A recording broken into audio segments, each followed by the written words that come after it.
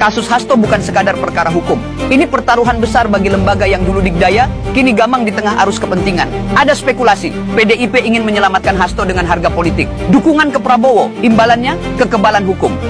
Dan disinilah kita menyaksikan dilema klasik. KPK, institusi yang seharusnya steril dari politik, kini kembali berada di persimpangan. Ini momentum bagi mereka. Pilihan sederhana tapi menentukan. Tunduk pada kepentingan politik atau berdiri tegak mempertahankan independensi? Sejarah mencatat, politisasi hukum selalu membayangi KPK. Setiap kasus besar selalu ada tarik-menarik kepentingan. Bukan soal benar atau salah, tapi soal siapa yang memegang kendali. Dan kini, di bawah pemerintahan Prabowo, citra penegakan hukum kembali diuji. Apakah hukum ditegakkan atau justru dinegosiasikan? Ini bukan sekadar ujian bagi KPK, ini ujian bagi pemerintahan Prabowo sendiri. Apakah ia akan membiarkan hukum berjalan sebagaimana mestinya, atau justru mengulang sejarah politik transaksional yang membuat keadilan jadi barang dagangan? Rasanya PDI Perjuangan betul-betul di ujung tanduk. Yang paling menakutkan mereka sekarang adalah kalau Hasto Kristianto, sekjen mereka betul-betul akan diadili. Dan kalau dia sampai diadili, hampir pasti dia akan dinyatakan bersalah. PDIP sekarang sedang melakukan langkah penyelamatan terakhir. Mereka sedang menjalani proses pra-peradilan di Pengadilan Negeri Jakarta Selatan. Sidang dipimpin oleh Hakim Tunggal Ju Yamto.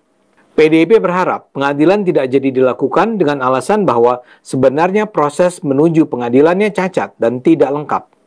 Tapi dari apa yang bisa kita tangkap dari media massa, KPK nampaknya sudah sangat berhati-hati menjalani proses untuk membawa Hasto ke pengadilan. Tidak ada yang perlu diragukan. Hasto layak diadili dan karena itu sangat mungkin dinyatakan bersalah. Ingat, ada dua tuduhan terhadapnya. Pertama, dia turut menyuap Komisioner KPU Wahyu Setiawan agar Harun Masiku bisa jadi anggota DPR dari PDIP. Kedua, dia turut melakukan perintangan agar Harun tidak tertangkap. Sebuah hasil survei di akhir Januari yang dilakukan Lembaga Penelitian Terkemuka, Lembaga Survei Indonesia, menunjukkan bahwa mayoritas masyarakat yang mengetahui kasus Harun Masiku menyatakan percaya bahwa Hasto memang terlibat dalam kasus tersebut. Hasil survei menunjukkan 77% publik yang mengetahui kasus Harun Masiku percaya bahwa Sekjen PDIP Hasto Kristianto terlibat. Ini adalah angka yang sangat tinggi. Di antara mereka yang tahu itu, lebih dari 3/4 percaya Hasto bersalah. Dengan kata lain, begitu seorang tahu, mendengar informasi, mempelajari kasus Harun Masiku, kemungkinan besar orang itu akan percaya bahwa Hasto memang terlibat dalam kasus itu. PDIP tentu saja sudah melakukan respons. Juru bicara PDIP, Guntur Romli, meremehkan survei tersebut sebagai survei pesanan. Ia juga menuding hasil survei itu merupakan penggiringan opini negatif. Dalam upaya membela bosnya, Guntur menganggap KPK sebaiknya lebih memberi perhatian pada kasus Jokowi yang masuk finalis orang terkorup sedunia versi OCCRP ketimbang memperkarakan Hasto. Menurutnya, Hasto tidak menimbulkan kerugian negara sama sekali dibandingkan kasus Jokowi yang berdampak langsung pada masyarakat. Tentu saja PDIP bisa bicara apa saja. Tapi yang pasti hasil survei LSI ini menunjukkan bahwa image Hasto dan mungkin PDIP di mata masyarakat memang sudah sangat rendah. Dan itu sebenarnya adalah hal yang harus disikapi dengan bijaksana oleh PDIP. Di sisi lain, respons PDIP juga sangat memprihatinkan. Bayangkan PDIP menganggap penyuapan KPU sebesar hampir 1 miliar rupiah adalah hal yang sama sekali tidak menimbulkan kerugian negara. Kalau sebuah partai terbesar yang selama ini menyebut diri sebagai pejuang demokrasi menganggap penyuapan 1 miliar rupiah kepada KPU sebagai tidak berbahaya, kita mungkin sekarang bisa paham mengapa korupsi kita sedemikian buruk dan demokrasi kita sedemikian hancur. Tapi PDIP memang nampak all out berusaha menyelamatkan Hasto agar tidak sampai diadili. PDIP menuduh KPK sebenarnya tidak punya bukti cukup untuk membawa Hasto ke persidangan. Tapi dari apa yang kita saksikan sekarang, KPK sangat memiliki bukti yang mungkin bahkan semula tak dibayangkan PDIP. Dalam sidang pra-peradilan ini, KPK menjelaskan bahwa penetapan tersangka kepada Hasto dilakukan dengan rangkaian bukti yang cukup. Bukti permulaan yang dinilai KPK cukup adalah hasil penyadapan 12 nomor ponsel genggam, surat, dokumen, keterangan saksi, dan sejumlah uang. Berdasarkan bukti-bukti itu, KPK bisa memberikan penjelasan rinci tentang mengapa Hasto layak dijadikan tersangka dalam upaya kotor menjadikan Harun sebagai anggota DPR. Mula-mula ada persoalan dengan Rizky Aprilia, kader PDIP yang lolos menjadi anggota DPR di Sumatera Selatan, tapi diminta untuk mengundurkan diri untuk diganti oleh Harun Masiku. Hasto disebut KPK menjanjikan Rizky Aprilia jabatan komisaris BUMN atau komisioner Komnas HAM asal mau menyerahkan kursi DPR RI Dapil 1 Sumatera Selatan kepada Harun. Untuk itu Hasto bahkan mengirimkan kader PDIP Saiful Bahri terbang ke Singapura untuk minta Rizky melepaskan kursinya.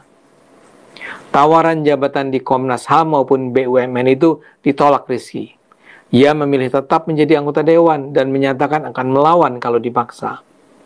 Karena penolakan Rizky inilah, Hasto diduga memilih untuk menyuap komisioner KPU yang sempat menjadi kader PDIP, yakni Wahyu Setiawan.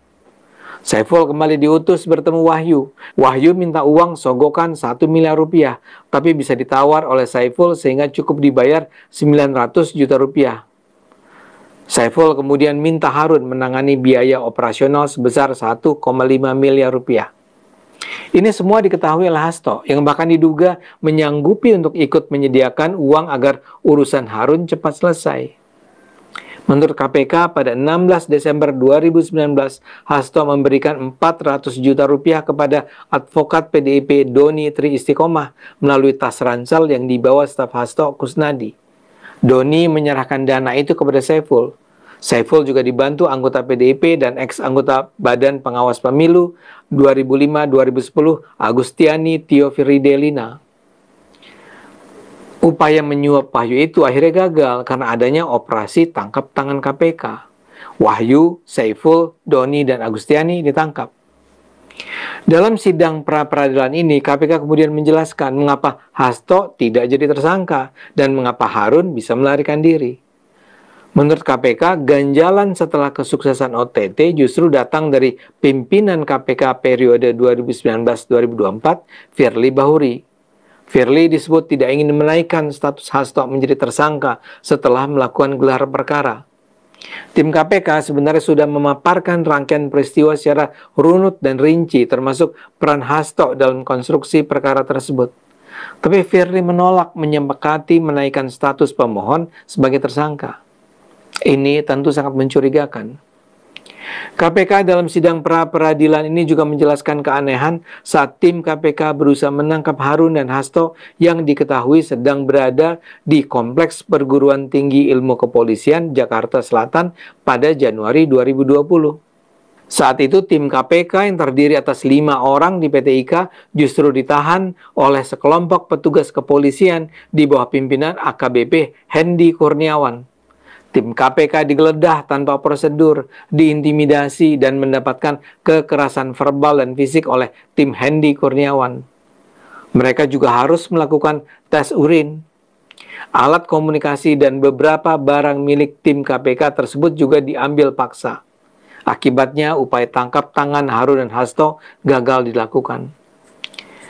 Saat memberikan kesaksian di sidang pra-peradilan ini, KPK juga menyatakan memiliki bukti dari hasil sadapan WA bahwa Hasto pernah memerintahkan Harun untuk menghilangkan barang bukti termasuk merendam handphone ke dalam air. Menurut KPK, Hasto juga memerintahkan Harun Masiku menghilang dan kabur. Masih ada penjelasan lain dari KPK yang menunjukkan mereka punya bukti lebih dari cukup untuk memperkarakan Hasto. Tapi dari apa yang saya paparkan barusan, saya rasa sudah cukup untuk membuat kita semua bisa percaya mengapa KPK menganggap Hasto layak dijadikan tersangka. PDIP ada di ujung tanduk. Kita nampaknya tinggal menghitung hari. Coming soon, persidangan Hasto dan Harun. Ayo gunakan akal sehat, karena hanya kalau kita gunakan akal sehat, Indonesia akan selamat. Ketika Hasto ditetapkan sebagai tersangka oleh KPK, ia langsung mengeluarkan pernyataan yang mengejutkan. Katanya, Bung Karno juga pernah dipenjara. Seolah-olah nasibnya yang dipenjara karena kasus korupsi punya nilai yang sama dengan perjuangan Bung Karno melawan penjajah. Coba berhenti sejenak dan pikirkan. Apa iya dua hal ini bisa dibandingkan? Mari kita bedah satu persatu. Bung Karno dipenjara karena menentang kolonialisme, karena berani melawan penjajah yang menindas bangsa ini. Dia dipenjara karena memperjuangkan kemerdekaan, sebuah perjuangan yang tidak hanya mengorbankan kebebasan pribadinya, tapi juga hidupnya sepenuhnya untuk rakyat. Sementara itu kamu, Hasto, dipenjara karena korupsi, karena menerima suap. Kamu tidak melawan penjajah, tapi malah menjadi bagian dari penjajah baru. Penjajah dalam wujud penguasa rakus yang menghancurkan bangsanya sendiri dari dalam. Lihat perbedaannya. Bung Karno dipenjara untuk membangun bangsa. Kamu dipenjara karena merusak bangsa. Dan disinilah letak ironinya. Bung Karno, di balik semua cobaan hidupnya, tetap berdiri dengan tegak. Ia menjadi simbol ketangguhan, wibawa, dan keberanian. Tapi kamu, baru jadi tersangka saja sudah menangis di depan kamera, mencoba mencari simpati publik. Maaf bos, simpati itu bukan gratis, apalagi untuk seseorang yang dituduh korupsi. Jadi mari berhenti mencoba menyamakan dirimu dengan Bung Karno. Itu seperti membandingkan langit dengan lumpur. Terlalu jauh, terlalu berbeda. Ada yang bilang, Hasto mungkin mencoba memainkan strategi klasik. Membawa nama besar untuk mencuci dosanya.